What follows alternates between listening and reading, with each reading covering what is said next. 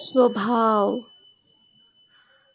मनुष्य का जो स्वभाव है वो हर हर एक्सपीरियंस, हर अनुभव से कुछ घड़ा है और उससे कुछ बना लिया है, एक एक नियम जैसा, इस स्वभाव का नियम। तो अगर हम अपने स्वभाव को जानना चाहते हैं, उसको बदलना चाहते हैं, उसको और अच्छा निखारना चाहते हैं, उसको सुंदर बनाना चाहते हैं, तो सबसे पहला जो चीज़ करना होगा वो आपको आत्मा तक जाना होगा। आत्मा का स्वभाव क्या है, वो क्या है?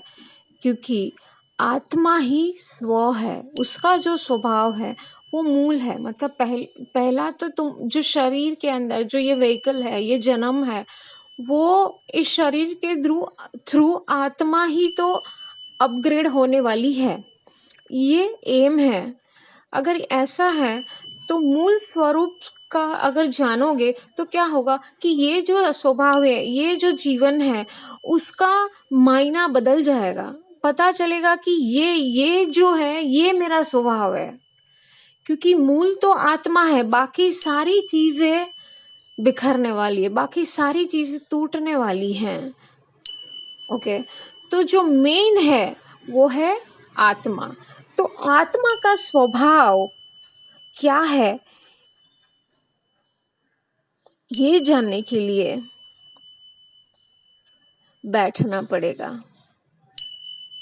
सुनना पड़ेगा खुद को देखना पड़ेगा कि तुम कैसे देखते हो, तुम कैसे सुनते हो, कैसे सुनकर उसको एक्सेप्ट करते हो, क्या रिजेक्ट करते हो,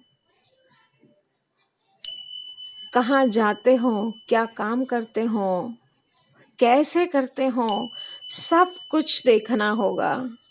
क्योंकि वो एक बाहर की दीवार है जो बनाई हुई है अहंकार ने। उसने ऐसे ही नहीं बनाई, वो थोड़े समय के बाद धीरे धीरे धीरे, इतने जन्म के बाद, इतने वो एक मूर्ति बन गई हैं। बस अभी वही मूर्ति को सच्चाई समझ बैठे हैं, क्योंकि वो जड़ हो गई है, मूर्ति सॉलिड हो गई है।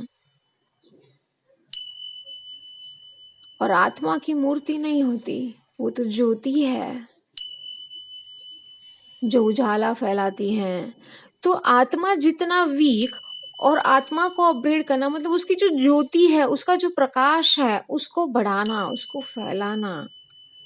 जितना उसका आत्मा का प्रकाश बढ़ेगा, फैलेगा, उतना उसके जीवन में उजाला आएगा, उसके आजू बाजू के लोग में उजाला आएगा। वो जहाँ बैठेगा वहाँ उजाला ही होगा, वहां अंधेरा कभी नहीं आएगा। इतनी बड़ी आत्मा की शक्ति को बढ़ाना है।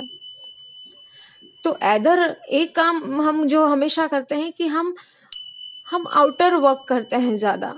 ओके, अभी इसको थोड़ा रिवर्स में लेके जाना है कि हम जो भी करते हैं उसका मूल कहाँ है।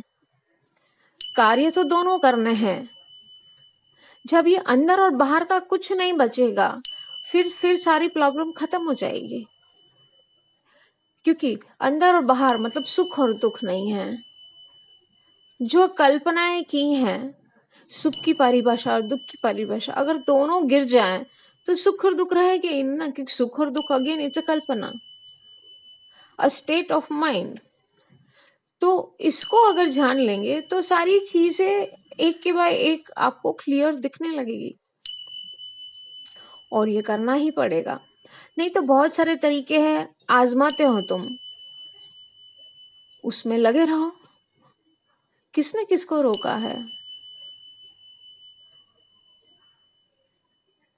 पर ये जो जीवन है, ये जो समय है, उसका सही सदुपयोग,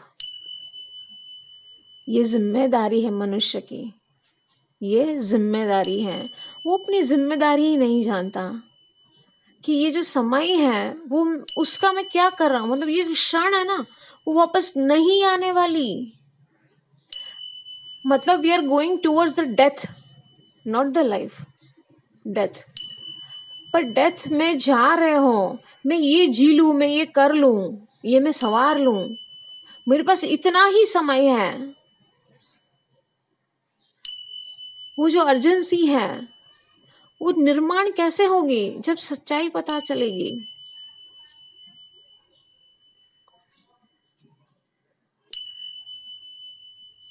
यही ढूंढना, यही जानना और जानने की मेहनत करना, उसी को साधना है। और जीवन, जीवन एक साधना है पूरा। इस जीवन को बराबर से देखो, अपने आप को उसमें ऐड किए बिना, तो मोह चला जाएगा। क्योंकि मोह तो वही है ना, एक एक अलग से एक इमेज बना लेता है। वो मोह है कि अलग इमेज बना ली, कुछ व्यक्ति की, कुछ वस्तु की, कुछ परिस्थिति की, कुछ विचार की, ओके, कोई कार्य की। वो कैसे बनता है कि तुम्हारे दिमाग में एक एक इमेज बन जाती है, एक इतनी प्यारी और इतनी ब्यूटीफुल रहती है कि तुम उसमें मोहित पड़ते हो। तो मोहित पड़ना मतलब क्या, कि वो चीज, वो कार्य, वो वस्तु, वो व्यक्ति, वो उसका कुछ भी होना तुम्हें वही इमेज दिखाई देती है। वो बाय द टाइम वो कार्य का क्या हुआ, कि वो व्यक्ति का क्या हुआ, उससे रिलेशन नहीं है तुमको।